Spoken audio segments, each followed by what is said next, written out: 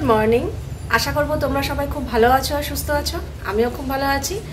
আজকে হচ্ছে 6th June, June মাসের 6 তারিখ, আর বারটা হচ্ছে শুক্রবার, বাজে এখন সকাল 11টা। অনেকটা বেলা করে ব্লগটা শুরু করলাম। কি হলো মা, দেখি কত বড়। আরে এটাকে আমি এরকম করেছি, কাজ কাটা আরে নখ কাটতে দেওয়া হয়েছে ওকেও, দেখো কি করে দেখা যাবে না। এই যে এরকম হাত খাপচা রেখে দিয়েছি একটুখানি, ওটা নিয়ে এসে আমাকে ঘষছে হাতে। যাই হোক, তো অনেকটা বেলা করে শুরু করলাম, কারণ সকালবেলা উঠেছি আজকে 7:30টার সময়। 7টার সময় টের পেয়েছি, কিন্তু আবার আলস্য করে শুয়েছিলাম, 7:30টায় উঠেছি।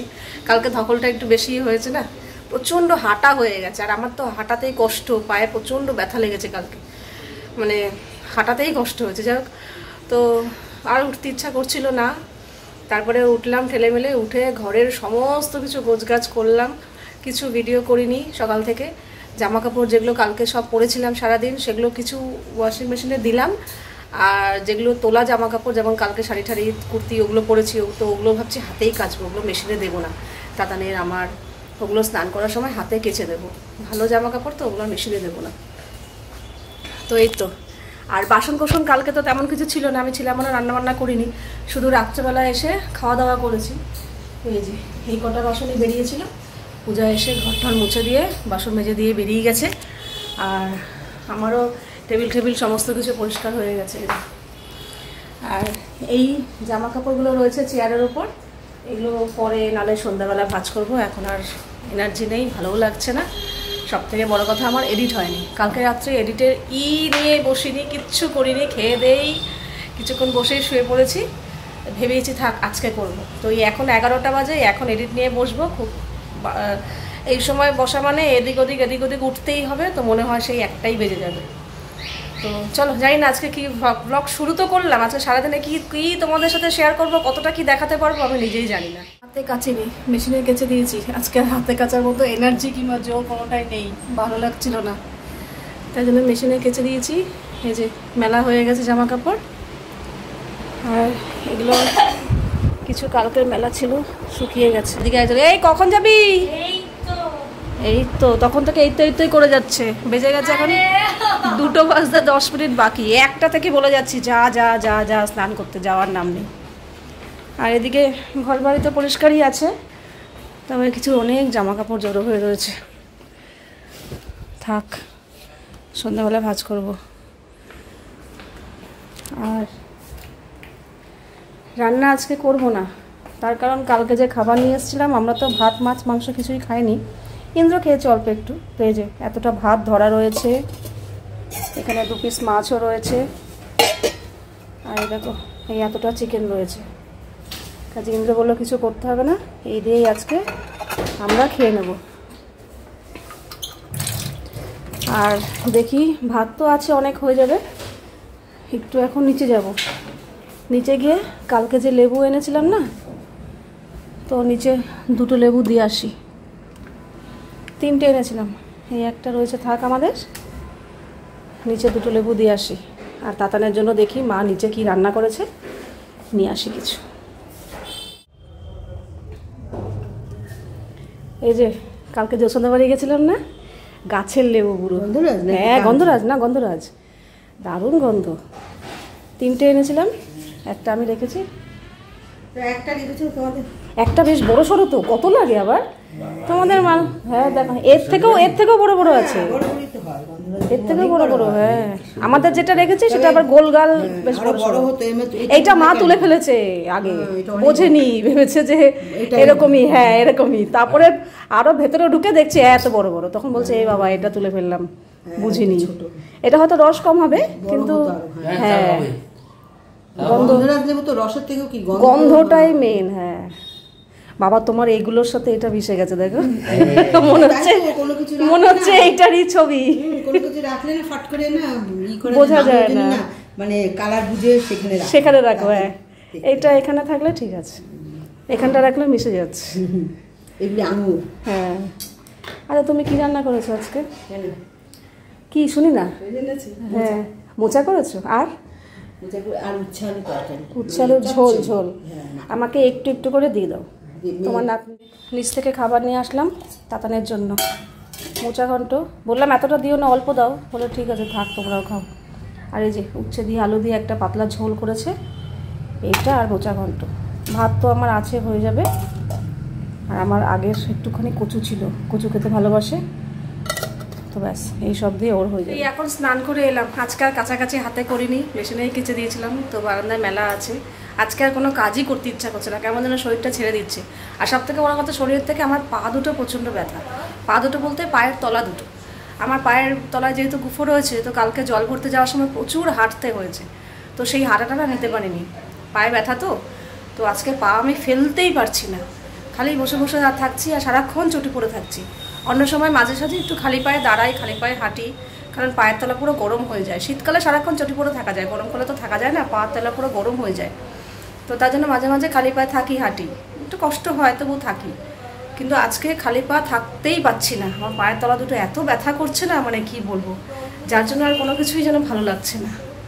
পায়ের তলা দুটো যদি ব্যথা না করতো তাহলে আমার কোনো সমস্যাই হতো না। বাইরে কিন্তু বেশ ভালো ঝড় বৃষ্টি হচ্ছে, হাওয়াও আছে, তার সাথে বৃষ্টিও হচ্ছে। রাস্তায় জল জমে গেছে, এমনকি আমার বারান্দাতেও জল চলে এসছে। এই যে ভালো বৃষ্টি হচ্ছে, ভালো, পুরো ঝাঁপিয়ে বৃষ্টি হচ্ছে। হঠাৎ করেই বৃষ্টিটা নামলো, কিছুই বুঝলাম না। তো মা দেখি হঠাৎ করেই বৃষ্টি, তার সাথে হাওয়া। জানা ঠান্না সব দিয়ে রাখলাম, জল আসছে ঘরে। আলু কাটছিলাম আর ইনি এখানে আলু ছোলা শিখছে। আলু ছোলা শিখতে গিয়ে আঙুল মাগুল কেটে একাকার। ওইটুকু কাটাকে বলে আঙুল বাঙুল কেটে একাকার। আরে তুই যেভাবে কাটছিস একটা প্রেশার দিয়ে করতে, তাহলে ফট করে ছিটকে গিয়ে হাতে লেগে যাবে। এইভাবে বেশি আলু কাটা হচ্ছে, আলু কেটে যাচ্ছে, আর খোসার সাথে সাথে আলু উঠে যাচ্ছে। তাহলে একটু ওপর থেকে করতে হবে। ও মানে খোসা সহ, খোসা ছাড়ানোর দরকার নেই। বাহ, এটা ভালো আইডিয়া বলেছিস, খোসা ছাড়ানোর দরকার নেই। এই আবার বৃষ্টি শুরু হলো নাকি? বৃষ্টিতে থেমে গেছিল। এই দেখো, হ্যাঁ আবার বৃষ্টি আমার হচ্ছে। হাত আবার কেটেছে, এই যে দাঁড়া, বোঝা যাচ্ছে, কমে গেছিল, আবার হচ্ছে। যাক, আজকে না ইন্দ্র আমাকে বলেছে ফেনা ভাত খাবে,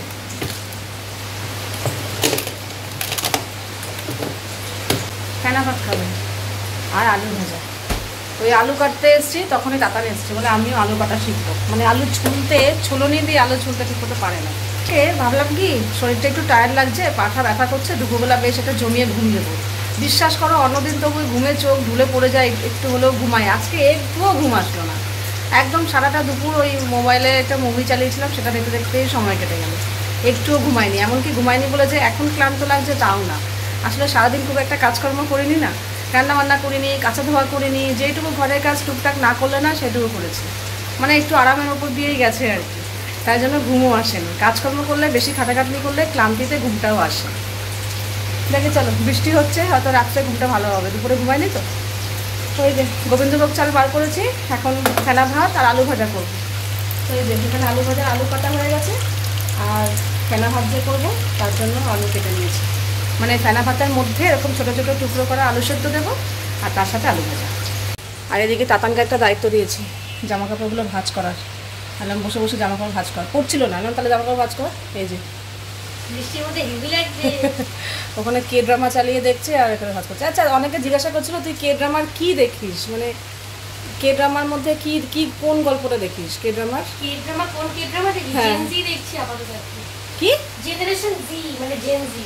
ও আচ্ছা, অনেকে জিজ্ঞাসা করেছে তাই বললাম। আমি তো জানিও না, জানিও না, দেখিও না। আমার বেস্ট ফ্রেন্ড এটা আমাকে সাজেস্ট করেছিল, আমি জানতাম না। আচ্ছা কর, ওটাও দেখ, আমার কাজগুলোও করে দে, তাহলেই হবে। খিদে পেয়েছে তো, তুমি তাড়াতাড়ি করো। আচ্ছা ঠিক আছে, করছি। তার মধ্যে ফেভারিট খাবার না, যেন খিদেটা একটু তাড়াতাড়ি পেয়ে গেছে। ফেনা ভাত আর আলু ভাজা খেতে ভালোবাসে। ভালোই বৃষ্টি শুরু হলো, রাস্তায় আমাদের পুরো জল জমে গেছিলো। বৃষ্টিটা কমাতে দেখলাম আমার জল চলে গেল, আবার বৃষ্টি পড়ছে। আমি তো ঘরে আছি ঠিক আছে, কিন্তু আমাদের বাড়ির লোক তো বাইরে রয়েছে, আজকে পুরো ভিজে আসবে।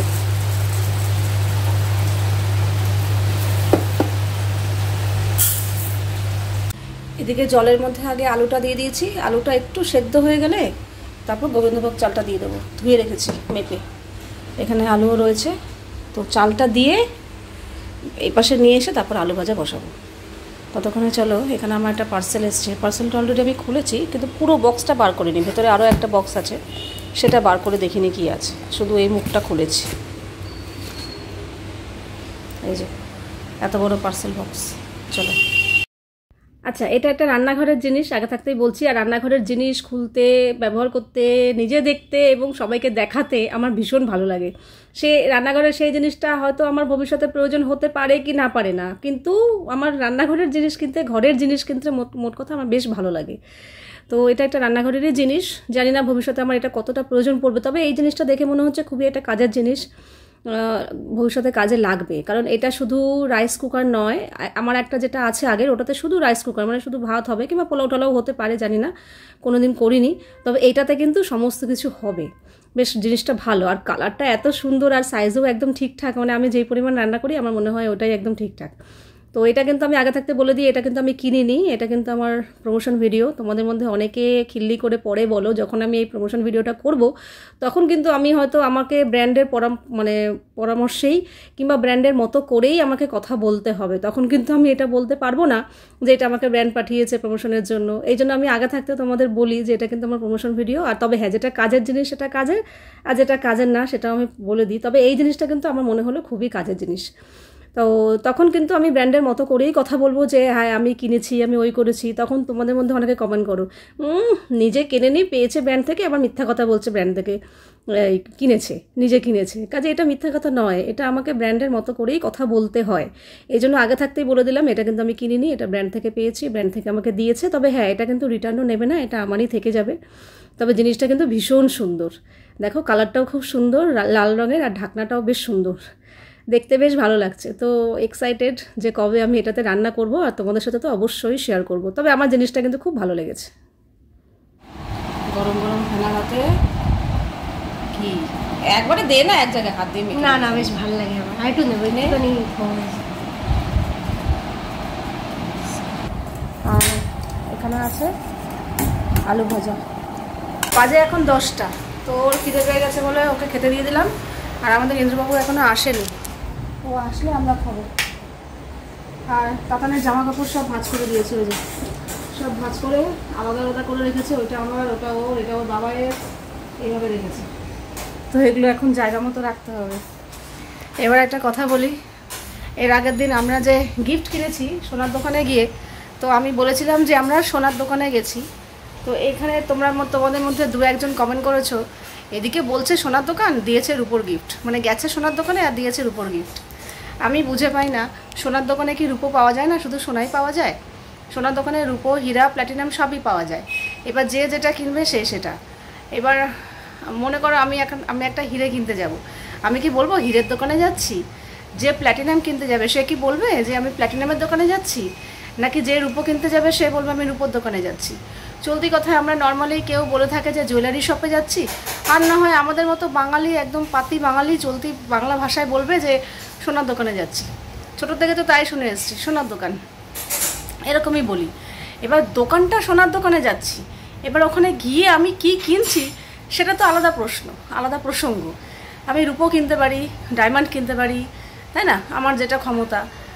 সোনার যা দাম, ও আমি তাও দেখেছিলাম, আংটি বার করতে বলেছিলাম, ও প্রচণ্ড, মানে সাধ্যের বাইরে, মানে চোখে লাগবে না জিনিসটা, অথচ দাম অনেক বেশি, এরকম ব্যাপার। তাহলে থাক, তাহলে সোনার থেকে রূপোতেই আসি, কিছু করার নেই, যার যেরকম ক্ষমতা।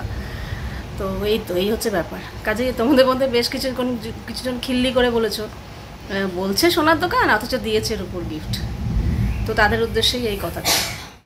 এখন বাজে 11টা, তো টুকটাক ঘরের কাজকর্ম করছিলাম, মানে জামা কাপড়গুলো জায়গা মতো রাখছিলাম, ওই ঘরের বিছানাটা ঠিকঠাক করলাম, জলের বোতলগুলো ভরলাম। তো এই করতে করতে দেখলাম ইন্দ্র চলে আসলো। ও এসে গা হাত পা ধুয়ে প্রথমে বলেছিল যে চা করো। তো আমি চায়ের বাটিটা জাস্ট বার করেছি, তখন বলছে কি না থাক, চা করতে হবে না, অনেক রাত হয়ে গেছে, খিদেও পেয়ে গেছে, চলো খেয়েই নিই।